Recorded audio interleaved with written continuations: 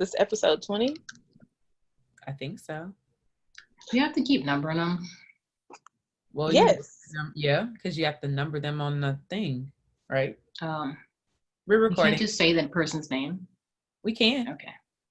Oh my gosh. I'm just going to number it. Okay. Hey, everyone. Welcome to Real Women Real Estate Podcast, episode 20. Woo-hoo. Woo-hoo. Yay.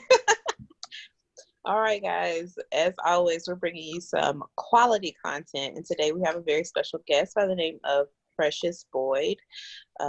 Before we introduce Precious and tell you all about who she is and what she's doing, we got to bring you some wisdom. So we have a quote of the day. Y'all ready? Yep. Yay. I'm trying to get some enthusiasm. All right. So the quote of the day is, yesterday I was clever, so I wanted to change the world. Today I am wise, so I'm changing myself. And that is by Rumi. Wow. Okay, so moving on to introducing Miss Precious Boyd. Precious is a realtor with Paragon Realty. She is a seasoned real estate agent with a passion for working with a vast array of clients. Whether first-time home buyer, investor, or empty nester, Precious goes above and beyond to get the job done. After beginning her real estate career in St. Louis, Missouri, Precious relocated to Dallas, Texas in 2018 and has been building her empire in both cities ever since. So welcome to Real Women Real Estate, Precious. Thanks for coming on. Hi, Precious. Thank you, ladies. So just really quickly before we jump into the questions, I have to tell everyone how we met Precious. Mm-hmm. So when we first started Real Women Real Estate, we're networking, we're building our brand on Instagram. I connected with Precious. I saw that she was hosting a first-time homebuyer camp, brunch. That's what it was. And Precious did something that was so impressive to me. She immediately reached out, introduced herself, and offered how she could be a resource, and then asked for resources that we have, in which case she was looking for, I think you were looking for like credit people, and like tax people and things like that. And I was like, you know what? This is like pre-corona. It was like right on the cusp. Like right. It was right on that line. And so that definitely set you apart from a lot of the other, realtors I've seen. So I was like, I need to know more about this girl. We want to find out like what makes her tick and learn more about her story. So the first question we have for you, Precious, is how did you get started in the real estate industry? Did you find it or did it find you? So me getting into real estate was kind of like by default. Growing up, my mom was always a real estate agent. So I was kind of like a legacy baby. Like anytime, she was a stay-at-home mom. So anytime she had a client, a lot of the times it was friends or family or someone who was already familiar with the fact that she had a kid. I was probably like 5 or 6, so she was always bringing me along with her to showings. So I always had like a passion for real estate. It's crazy because like I remember one of my earliest memories of looking at properties with my mom. She was showing a house to her close friend, and she had, I think, 2 girls, traditional American family, and their house was so gorgeous to me. Like it backed a golf course, and it had like a double layered deck. It was a massive house. We have basements in St. Louis, so it had a finished basement with like a bar and a little play area for the kids. And I was just so excited about seeing this house. I was like, Mom, let's just buy it.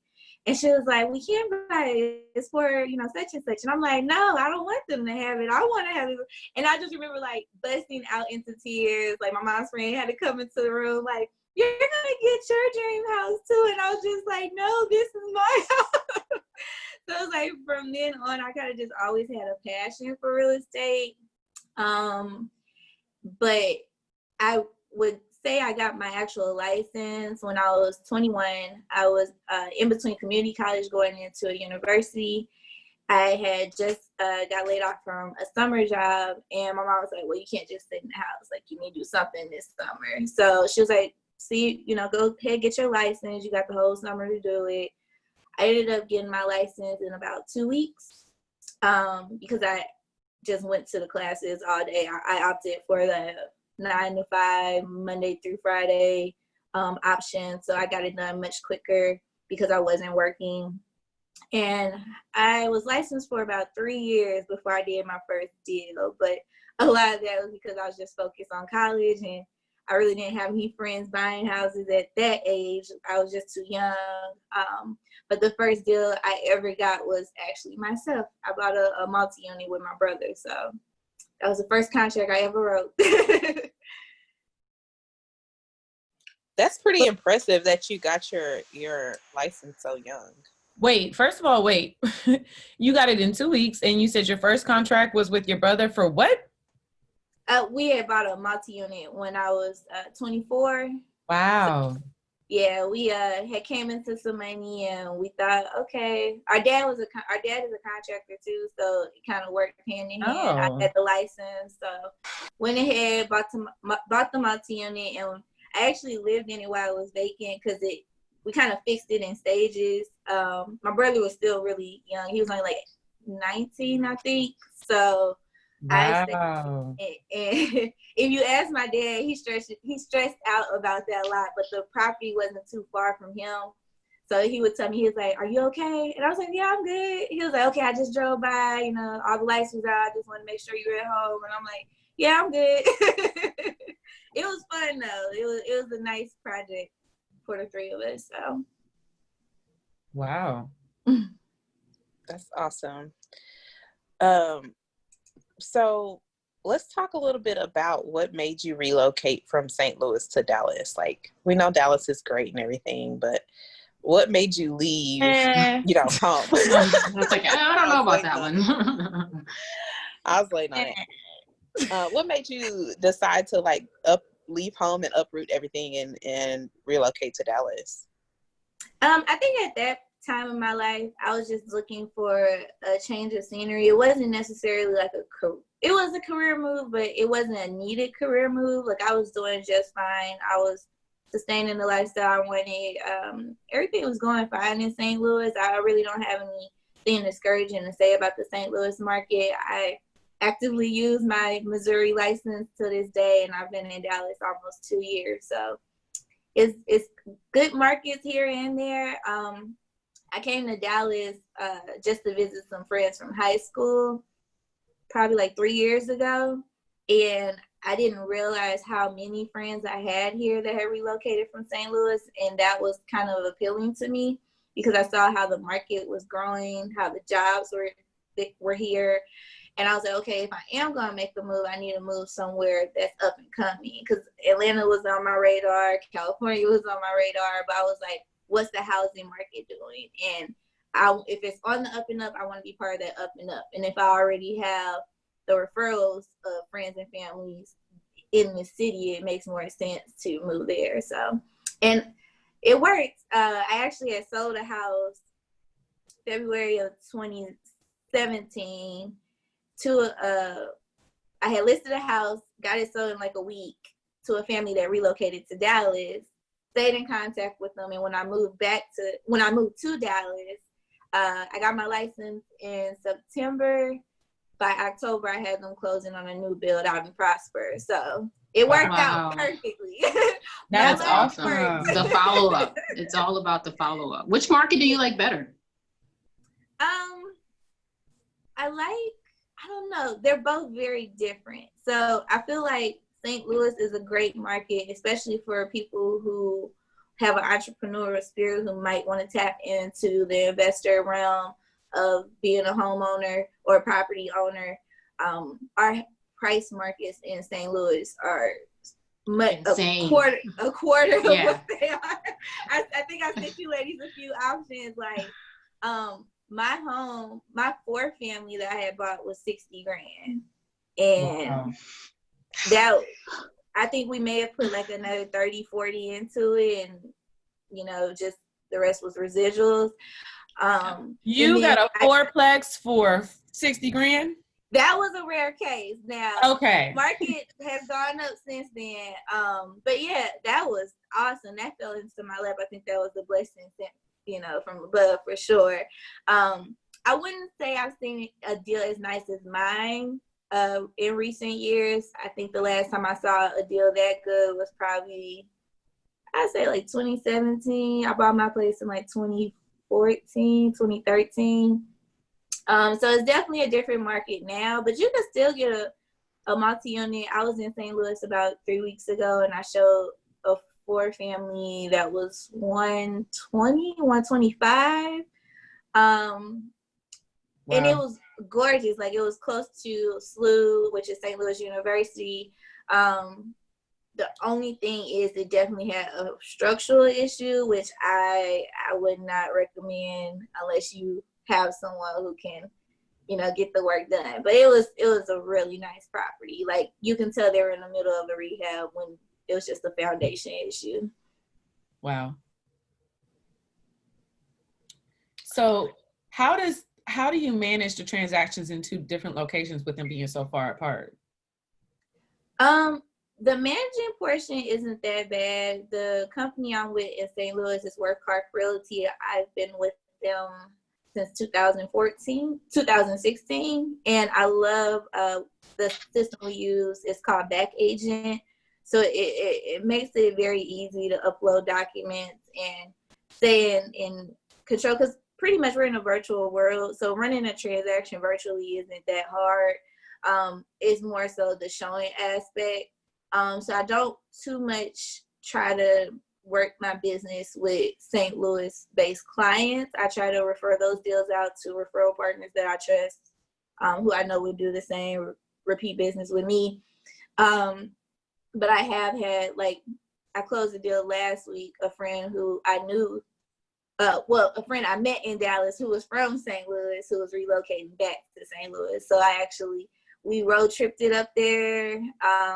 We did 2 separate trips. We did one together, and then she did one on her own. But we were able to work things virtually. I had agents that I could trust, you know, if I wasn't available, that could show her things, show her mom things. Her mom was actually in St. Louis, so her mom did some looking for us. But she had actually ended up closing Monday, so congratulations to her. Awesome. Beautiful home, single mom. She bought, I think it was 3 bedrooms with a bonus room. But yeah, she got that for like $135. So it was a gorgeous house. Good deal for her. That's good. Awesome. So let's go back a little bit to your transition. How did you manage that? Like, can you walk us through the steps on, like, okay, you decided you wanted to come to Dallas. Like, what steps did you take to actually put your plan into motion? Well, I definitely had to plan ahead. Savings was important because when I came to Dallas, I came with the mindset I don't want to work for anyone. So I had my savings put away. I think I probably it hit my mind a year prior that I wanted to move, but I say I started like heavily considering it 6 months out.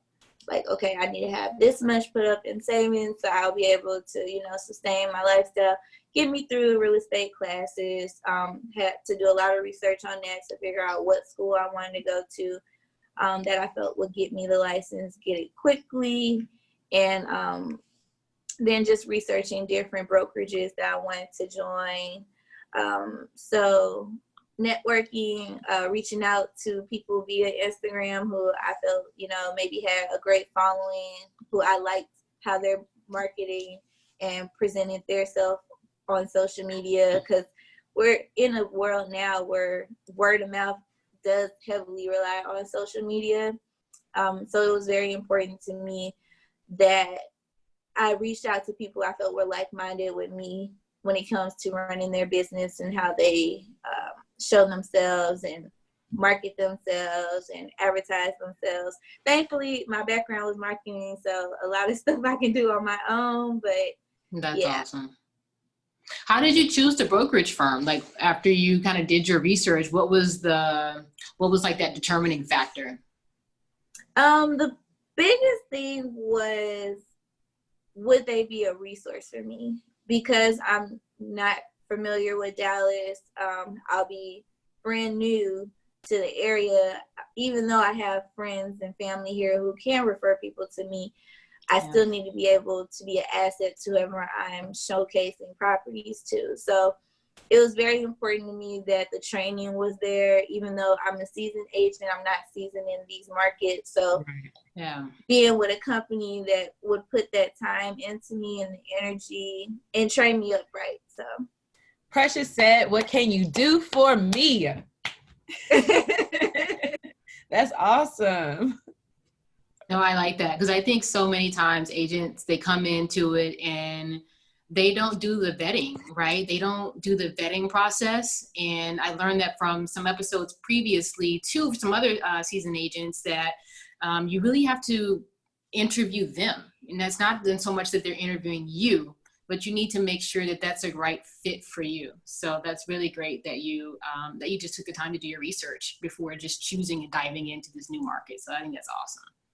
Yeah, when I came to Dallas, I liked the prestige that some of the areas came off with, portrayed. So I was like, if I join any brokerage, I want to be that brokerage that these neighborhoods are going to call. So I think I've done that with Paragon. I think they have an amazing team of agents, people I can rely on and follow up with and speak with about whatever perils or headaches I'm going through with a client or just a situation in general. Some things here in Dallas we don't have, as far as like you have option periods here, which allows you to have that inspection period. That's already written into our contracts in St. Louis, so I never had to add that in as another piece. So I didn't think about that. There's this technical piece to it that you probably have to adjust to from one market to the other. That's a really great point. Yeah, so well it's just a little different. Those. Yeah, and I have to keep that in mind when I'm writing in 2 different cities. Like, okay, did I get everything I did? Yeah, did I get that contract right? Yeah, that will keep you definitely on your toes. So what do you think? You've been really successful in the St. Louis market, and then to come back in Dallas and just kill it in the Dallas market too. What do you think has helped you remain successful? I mean, we're dealing with COVID right now, and we'll kind of get into how that's changed your business, but what do you think has just made you successful? Well, one thing I will say, having a mom as a role model, I kind of got raised up in how to present yourself with people on a regular basis. Like, every contact counts. I may speak to someone in a grocery store line who absolutely has no intention on buying at any present time. But if that initial contact is something, spiritual or uplifting or something where they feel like they can connect to me, then I have a more realistic chance of them coming back to me. Because I always try to, at least leave off saying, okay, well, if you want to stay in contact, follow me on social media. Here's my card if you or anyone because I feel like once you've built a relationship with somebody, no matter how brief it is, if they can relate to you and feel like they can trust you, they'll support your business. So I like it, even if it's not you, if it's your friend, co-worker, anyone I'm new to the area. I'm just trying to grow my business. If you could please, pass my card out to anyone you may think of who may need my services, please let me know. And if it's genuine and it doesn't feel like a hard sell, it's not hard to get referrals. That's awesome. I think that's really crucial for newer agents and things to hear. Just be your genuine self. Yeah. And we always talk about maneuver and pivot and meet people where they are. So I love that. That's awesome. So for me, because I'm always wanting to ask the investment questions, and since you started off talking about your first one, tell me, so what made you do that first with your brother? But I was going to say, because one of the questions is, of course, do you have any investment interest? But you clearly already told us that. So do you guys still have that fourplex, or what is your portfolio, or what are you looking to, what do your investment what is it looking like for your investments, basically? Because not every realtor invests, right? Or not every realtor even wants to invest or even own, you know, sometimes it's legit just their job. So, you know, what is your passion when it comes to that side?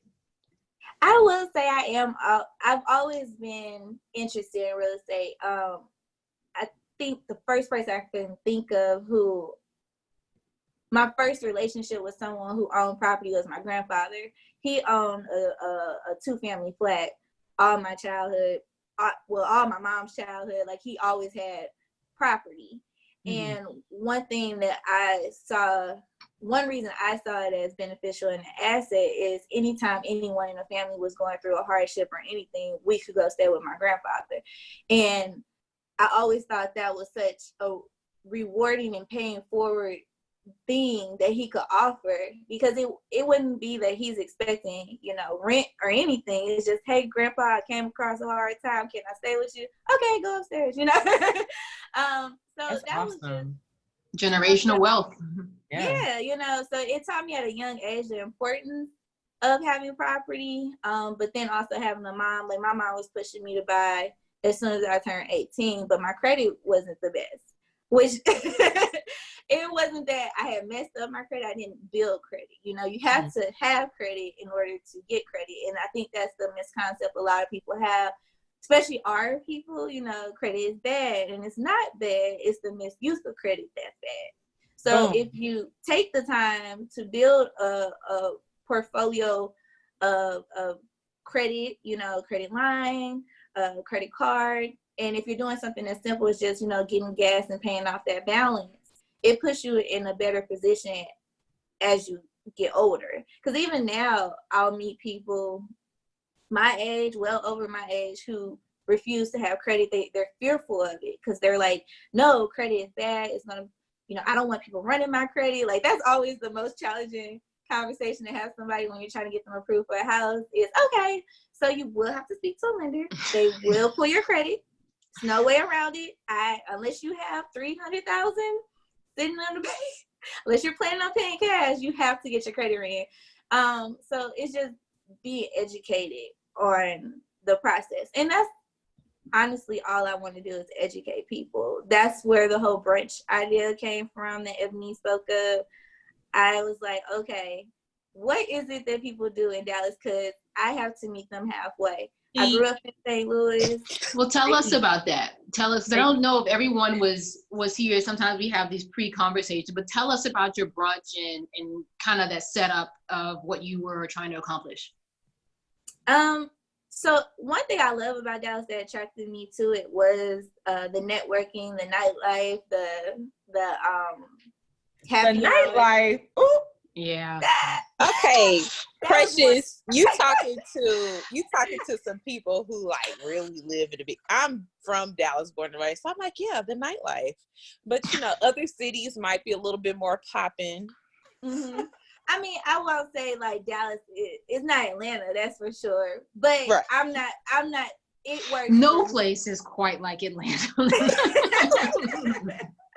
It works for me, okay? Yes. No, I know. I We're don't teasing. party all the time, but when you're visiting, I feel like you get a different perspective too. It was my first time ever here. I only visited Dallas one time before deciding to move here. Precious, we're from Houston. Don't mind us. Coming from St. Louis, I can definitely see it. I've never gone out to Houston as an adult, so y'all got to show me something. See, you missing out, girl. You missing out. You can't go out now. I wouldn't go out right now there, but clearly. Him is the Houston plug. But yeah, so I was like, what can I do to meet people on their playing field? And I was like, okay, I don't know enough about Dallas and I haven't built enough relationships with people to, you know, be in the scene like I would like to. I feel like in St. Louis, it was easier. When I was younger, I did like bottle service, all kind of things. I worked at bars. So it was just easier to get to know the public, you know, especially in college. Like, you know, you just meet people. So starting over, trying to have that same level of connections with people, I was like, well, we're getting older. We all seem to like brunch. So I was like, okay, let me see if I could put together a brunch idea. And I just, I use Eventbrite, Instagram, friends, asking people to repost things. And one thing I will say, I was getting the foot traffic I wanted as far as getting people to look into what I wanted, attending. Because when I looked at the analytics, it was there. People were coming to the site, but I was charging for it. And the only reason I charge for it is because I figured you'll have more of a commitment to attend something if you paid for it. Absolutely. So I did that, and I had people RSVPing, but I was probably like a week and a half out, and it wasn't the amount of people I wanted. For me to be paying for food, I was serving mimosas. I was like, I need to know people gonna be in these seats. Right. I had to go like 25 people. Well, I had it open for 25 RSVPs, but my goal was 10. And I actually had I exceeded my goal, and I had 13 people attend. So I was really proud of that, because it's hard to get people to come to a seminar. Yeah. I had to dress it up as something different. So that's awesome. Yeah. Yeah, Awesome. and then just to piggyback on that, I think what was more impressive for me, it was that, number one, you weren't shy about reaching out to get what you needed.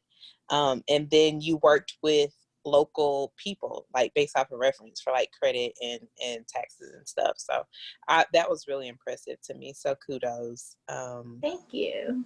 Kudos. And you're right. And I appreciate you sent me some referrals. So thank you. I did. I was on it. I was like, oh girl, I got you. I mean, but that's how awesome. it works.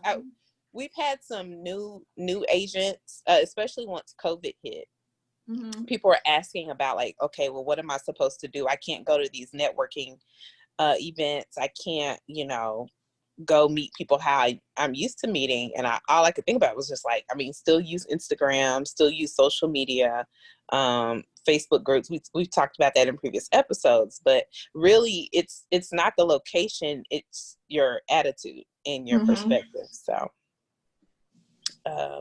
that was a great example on how to do that successfully. Thank you. Are you interested in doing investments here in Dallas? Or are you going to stick to potentially doing them in St. Louis, since you're already familiar with the area? I'm open to investing anywhere. I've come across a few like multi-units. I do feel like multi-units is the most secure way to invest, unless you have a team that can help you flip a property. Mostly because if you're buying a property and it's not cash, you'll have the other tenants to back your whatever it is you're having to pay as far as like a mortgage. Right. Back your interest in the property. So that's why I try to lean towards multifamilies if I am gonna invest in Dallas. I know they're a little more costlier, so just building up my I have to build up my situation so I can get the properties that I'm looking to have here. Right. So if you come across someone who, let's say, lives in Dallas, but they're open to investing like in St. Louis, how do you go about handling that? So I actually just had that with I have a client who's doing that now. We actually were in St. Louis 2 weeks ago. So the multi-unit I showed was actually for an investor client of mine that I met here in Dallas. You actually referred her to me. So I appreciate that. You referred me to her page, and we've connected. And since then, we've been to St. Louis and we've looked at things. So thank you, Ebony. That's awesome. Wow. That's awesome. Yeah. Ebony on the referrals. What? Yeah. I didn't even know. I'm going to take you out for lunch. Get that referral fee going. Yeah. I'm going to tag along. You can pay me in crab legs. Yeah, so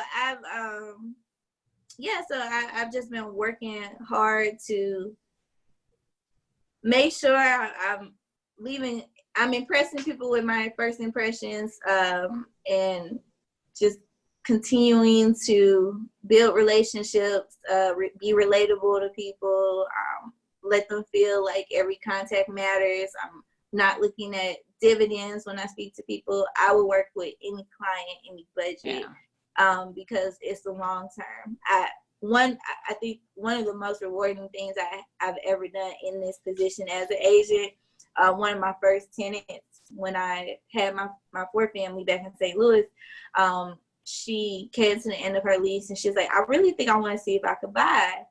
And she ended up getting approved, and we were looking at houses and nothing was really captivating her. It didn't really seem like the areas I was showing her is where she wanted to be. So I asked her, I was like, be transparent with me. Tell me what it is that I'm not doing. Because all these houses, interior wise, they seem to check the boxes of what you said you wanted, but you're not being enthusiastic when I show it. And she's like, it's these areas, they're not where I want to be. And I said, well, where do you want to be?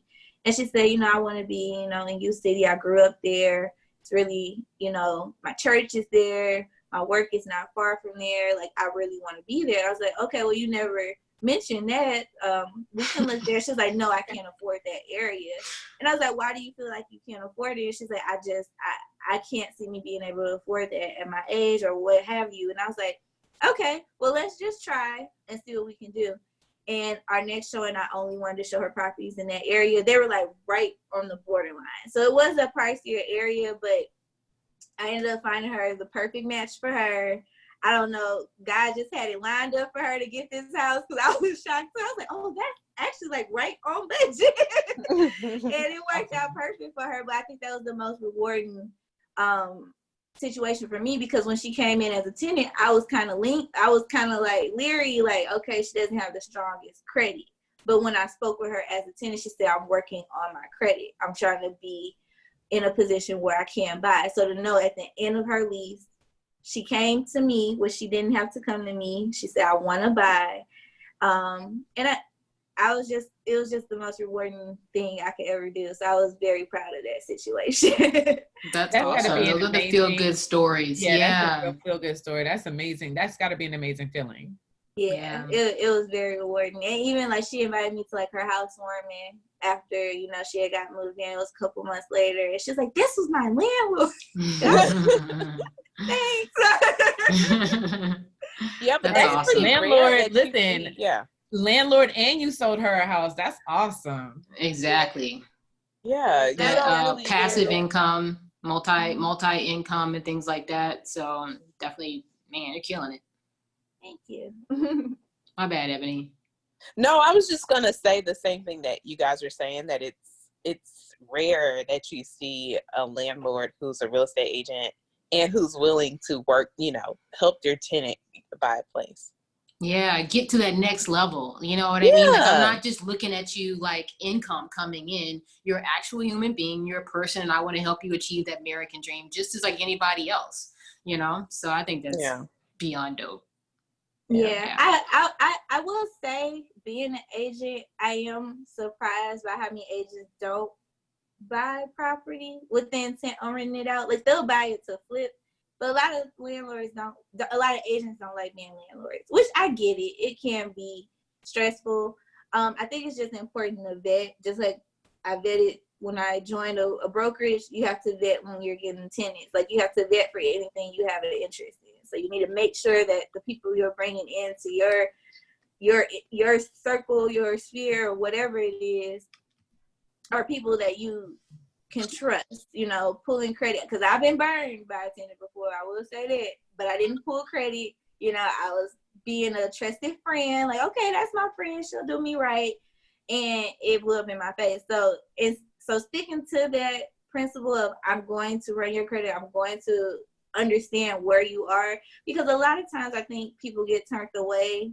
They don't understand why they got turned away, and then it's like they kind of give up. So even if I were to turn someone away, I would say why, and say, well, if you're willing to work on it, let's work on it. Yeah. We talk about that, like when in previous episodes, what's the friendship level when you are landlord tenant, right? And versus, how well, and see, I differ from the ladies on that. Whereas I feel like I would be much more friendlier to the tenant, you know, just kind of thinking of that relationship wise. So it's funny how I think you perfectly walk that line. Well, see, and but Precious, I feel just like you. Once it's blown up in your face or you've been burned by it, you don't do, like, now, you know, it's like, oh, there's certain family member, you know, it's like doing business with your family almost. And there's certain things you just should not do. And you have to know, you have to know who you're going into business with. And to me, you being a landlord for somebody is going into business with them. So that's another reason why I am very cautious about that when it comes to friends and family, because I've had plenty of family members that wanted to rent out my house. And I was just like, no. Been there, done that. It's a no. Yeah. And I mean, I've rented to friends that I would consider family. I don't think I've actually rented to family as of yet. But I also feel like, as you know, the relationships you have with certain people. So if you're gonna do something, the friend that I chose to do it with, I didn't really have the in-depth relationship with her that I had with other friends that I had did it with in the past. So I put myself in a riskier position thinking I know someone, and I didn't. But thankfully, you know, the other friends that I did it with, it worked out. They were responsible friends. So I knew that these were people I can trust business-wise. They're business people, and they're just trying to get to the next level. It's such a hot button issue. You know what I mean? It's such a hot button issue in like what you decide to do, you know, and how you finally walk that line of professionalism with friendship. So, you know, I think we could talk about this all day. You know what I mean? In regards to strategy, and that goes because you want to be helpful. So no, I think this has been amazing. And so I wanted to kind of transition into like your inspiration and like from a book perspective, like what books have you read? Are you into books and things like that? Like, what books have you read to kind of, if you're not into books, it's totally okay. good. It's totally fine. We're not going to shame you. It's a safe space. They just shame me about it, but not you. That's not true. So I have books that have influenced me.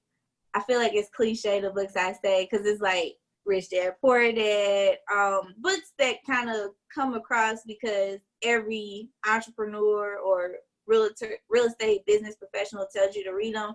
But one thing I will say, when I worked for the mortgage company I was working for in St. Louis, I went to a lot of forums.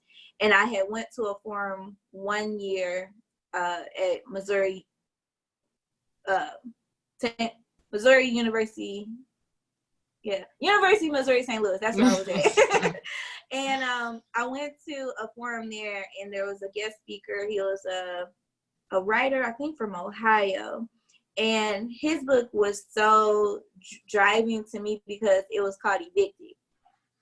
And I think being a landlord, being an African American, just seeing how poverty works in low to moderate income areas compared to other areas, the book was very inspiring because it actually, like, it would cover eviction stories for different people. And there was a story in the book where it was a lady that was evicted.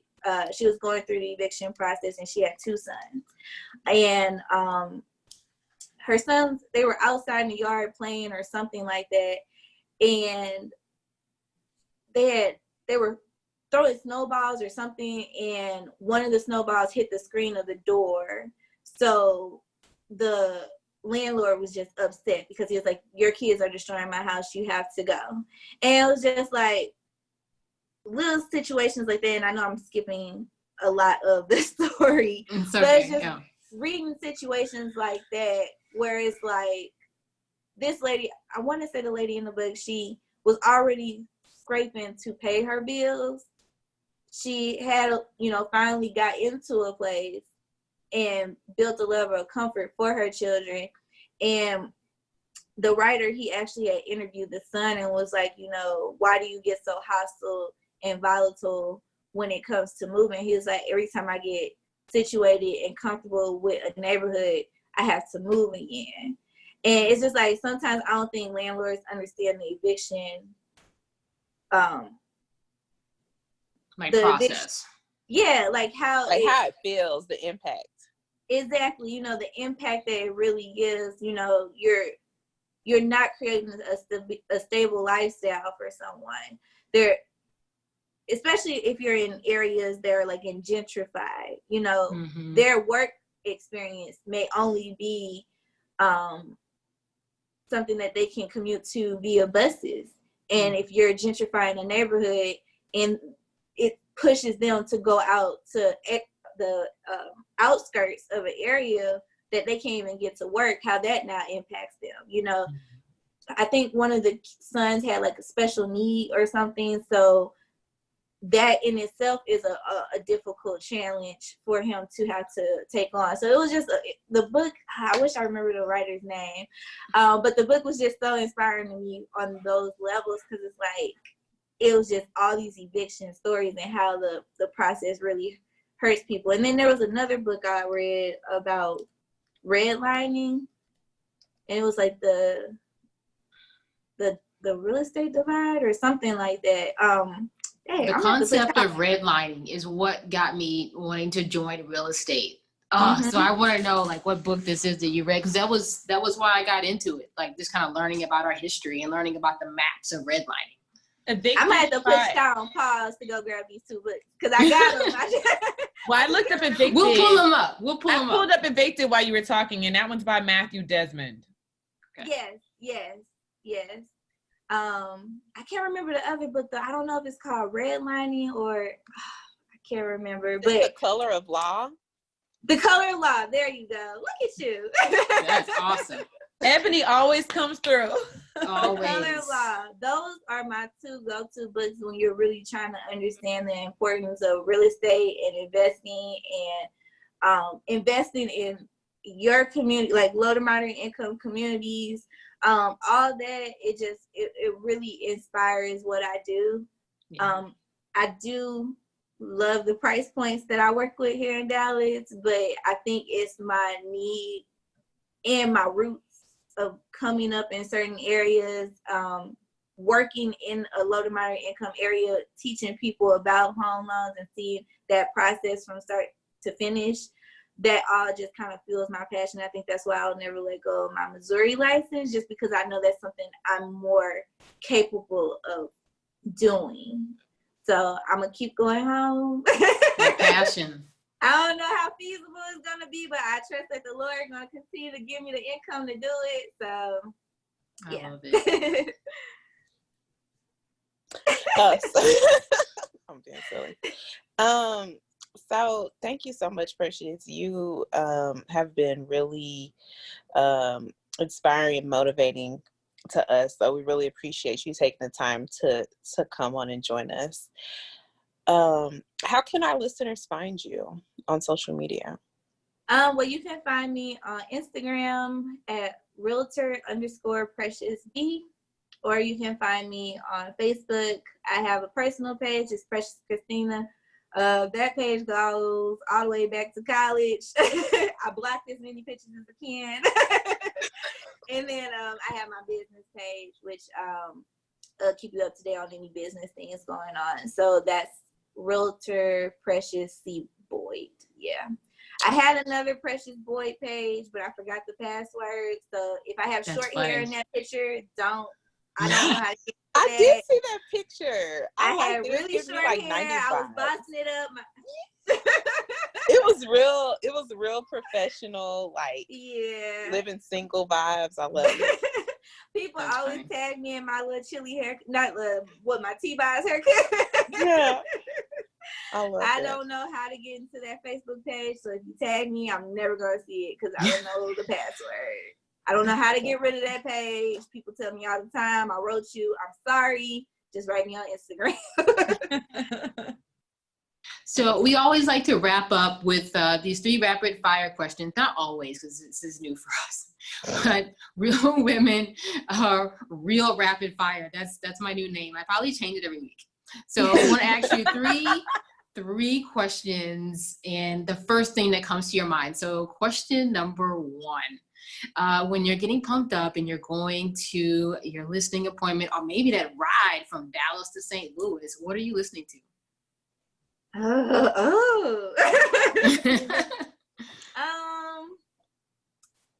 It depends on the client. So like if I'm dealing with a challenging client and I need something to like get me through the day, I'm probably gonna listen to like praise them in advance, because I'm like, Lord, get this person to close. I love like, it. get me to the closing table. Get this person satisfied today. We done looked at about 15 million houses. Find them their house. That's awesome. I love it. I love it. I love that. I love that. I think that I think that is awesome. What do you listen to when you like in a great mood though? Like, are you like motivated? And you're not praying for a contract? If I'm just in a good mood, I'm probably just listening to like her, or I'm kind of mellow, so I don't really listen to like a lot of rap or anything.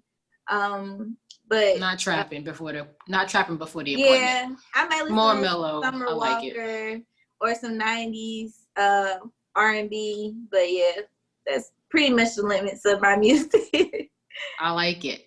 So if you are like chilling and this movie comes on and you've seen it a million times, what's the one movie that you just like, I don't care if I've seen it a million times, I'm watching it? Titanic. Oh my God, that's classic. I love Titanic. And the hopeless romantic. I am a hopeless romantic. That movie, I love it. It kills me though, because she could have let him on that door thing on the floor. It's enough room. Jack could have fit. Yeah. Sorry. That is funny. That touched the nerve. It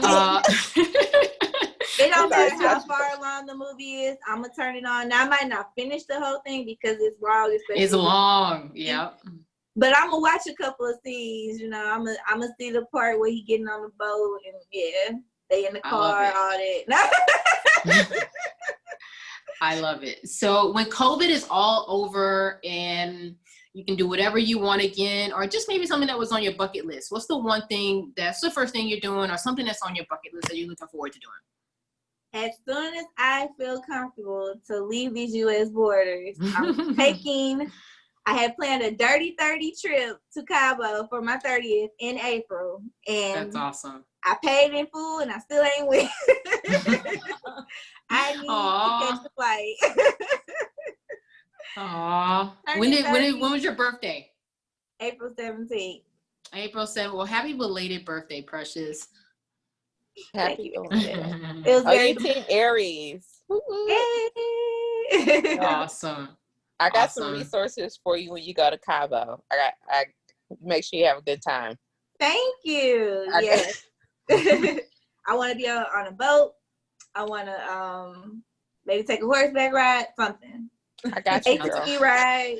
Definitely. That sounds amazing right now. Goodness. Right. I need these borders to open up.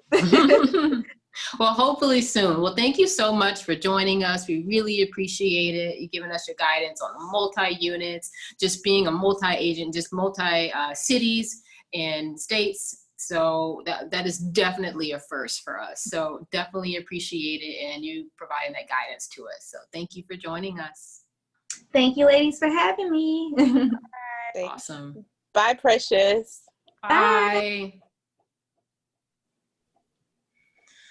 Awesome. Okay.